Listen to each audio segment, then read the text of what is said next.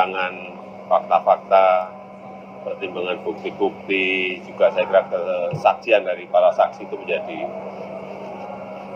penting dalam keputusan yang kemarin saya lihat. Tapi sekali lagi kita tidak bisa memberikan komentar. Ya. Sudah cukup adil bagaimana putusannya, Pak? Itu sudah diputuskan. Kita harus menghormati, semuanya harus menghormati keputusan yang ada.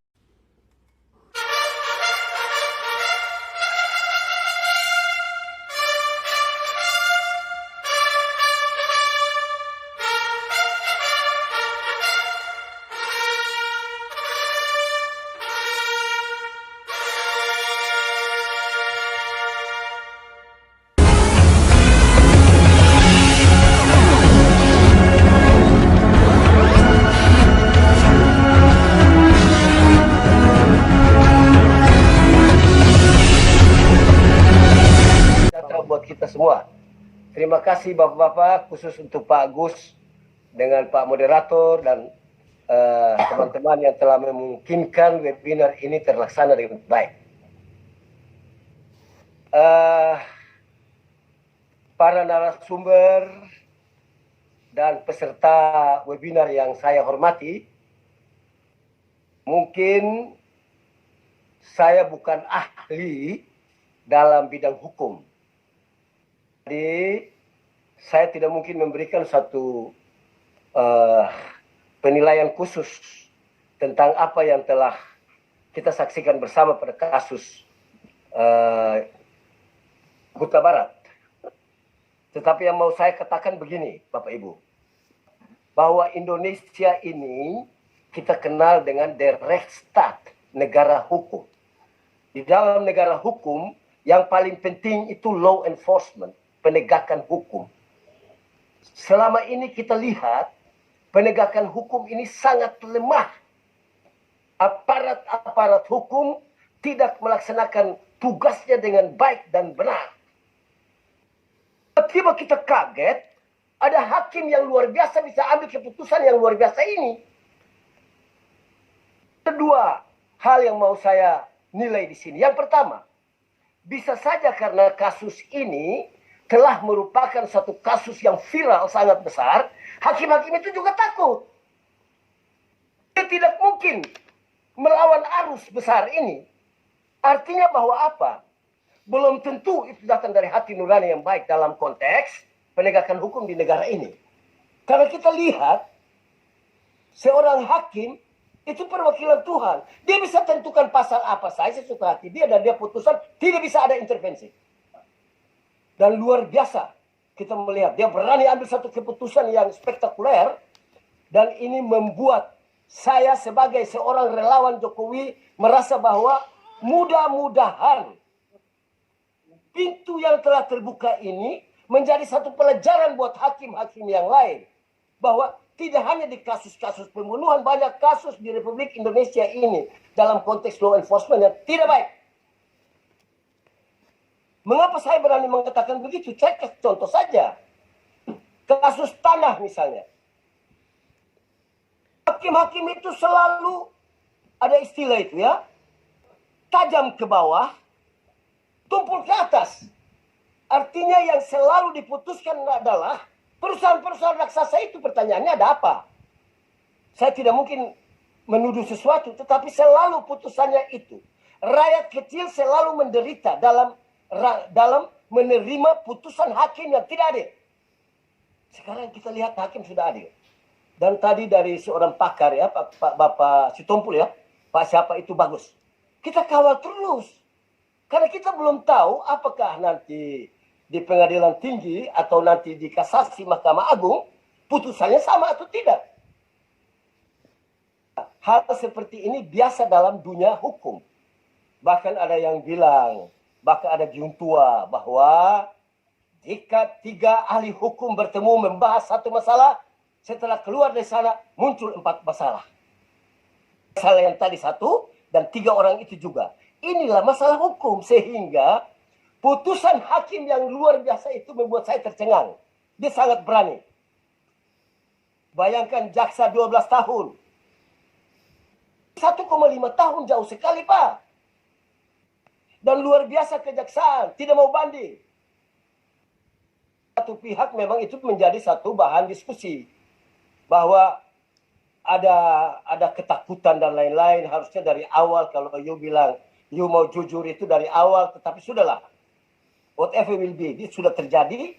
Dan kita lihat, kita kawal. Dan sebagai relawan Jokowi, saya bangga dengan hakim-hakim itu. Bila perlu, hakim-hakim yang baik itu kita ajukan untuk pangkat yang lebih tinggi. Mengapa tidak? Untuk mencari seorang hakim yang bagus, yang luar biasa di Republik ini, ibarat mencari seekor kutu di malam yang gelap, di lapangan yang rambutnya banyak, tanpa senter. Susah, Pak. Republik Indonesia ini masih perlu suatu reformasi besar-besaran. Ya, sering saya katakan bahwa jangankan ke law enforcement, secara keseluruhan saja untuk pemerintahan. Kita kenal apa yang disebut clean, clear, and good governance. Semua itu tidak akan teraih kalau tidak ada yang disebut nation and character building. Semua orang itu kalau belum direvolusi mentalnya, termasuk hakim, jaksa, bahkan lawyer-lawyer juga. Saya pernah baca itu. Pak Mahfud MD, beliau ke Jepang, diskusi dengan hakim. Orang Jepang itu paling percaya apa putusan hakim.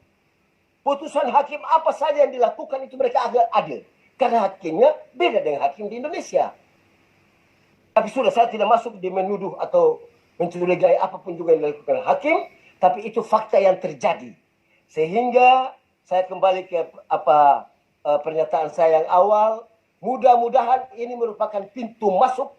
Ada reformasi besar-besaran dalam hal law enforcement, penegakan hukum di Indonesia. Ini jadi satu presiden baik di kemudian hari.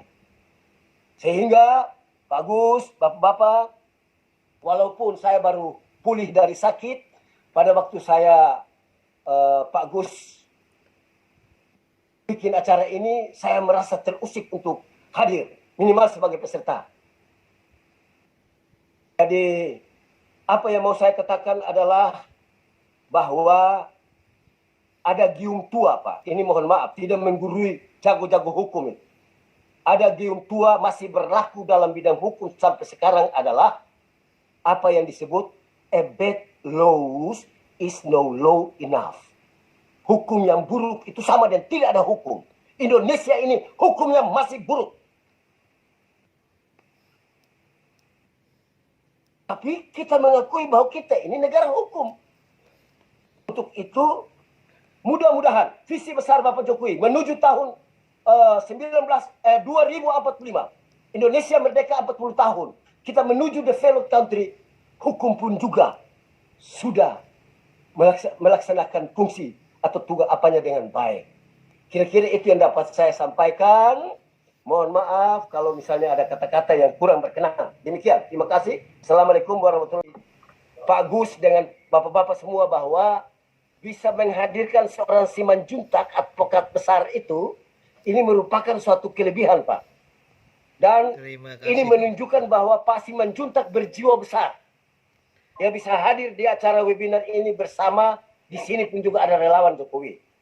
Karena mengatur the nation state of Indonesia yang besar ini, tidak bisa satu elemen, harus semua. Nah, dalam kasus besar yang sudah diutarakan oleh Bapak Simanjuntak, saya melihat bahwa ini tanda-tanda seperti tadi saya katakan tadi. Ini tanda.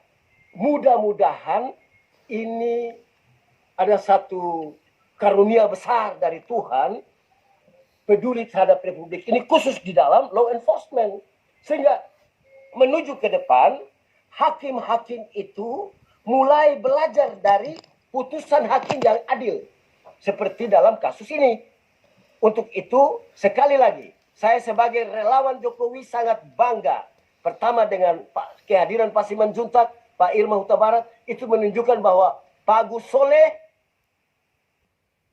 sudah diterima. Terima kasih. Sebagai orang yang berhak memimpin agama cinta di Republik ini. Saya Kristen Protestan salut dengan Bapak Gus Soleh. Terima kasih. Bisa Bang mendengar Ernest. tadi dari orang-orang Kristen bicara, dan Bapak Gus Soleh luar biasa. Dan ini pun juga harus ditumbuh kembangkan di Republik yang tercinta ini. Sepakat. Terima kasih Pak Gus Soleh. Kira-kira hanya itu yang bisa Sama-sama, saya Pak sampaikan. Ernest. Hal-hal lain silakan. Ini merupakan statement close dari saya, dan silakan bapak-bapak yang lain melanjutkan. Terima kasih.